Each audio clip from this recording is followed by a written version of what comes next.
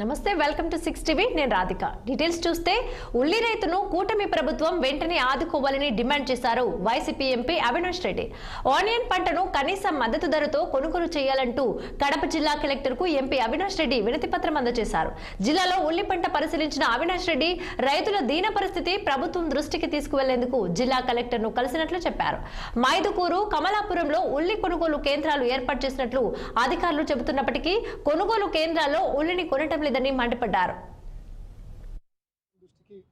ఉల్లి పంటను రైతులతో పాటు పరిశీలించారు కమలాపురం నియోజకవర్గంలో మైదుకూరు నియోజకవర్గంలో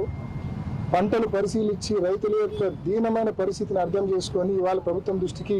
అందరం కూడా వచ్చి కలెక్టర్ గారి ద్వారా ప్రభుత్వం దృష్టికి తీసుకెళ్తా ఉన్నాం ముఖ్యంగా ఎంత అన్యాయంగా ఉందంటే ప్రభుత్వము ఉల్లి ప్రొక్యూర్మెంట్కి సంబంధించి మైదుకూరులో ఒక కాంటాక్ట్ నెంబర్ ఇచ్చినారు కమలాపురంలో ప్రొక్యూర్మెంట్కి సంబంధించిన కాంటాక్ట్ నెంబర్ ఇచ్చినారు కానీ ఏ ఒక్కరూ ఫోన్లు ఎత్తారు ప్రొక్యూర్మెంట్ కనీసం 1 కేజీ ప్రొక్యూర్మెంట్ ఇప్పటిదాకా చేయాల ప్రభుత్వం ఏమో ఎంఎస్పి 1200 రూపాయలతో కొనుగోలు చేస్తామని చెప్పింది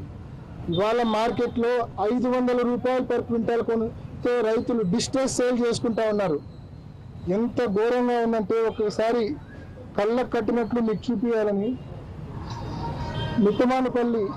మిట్టమానపల్లి పంచాయతీ ఓబన్న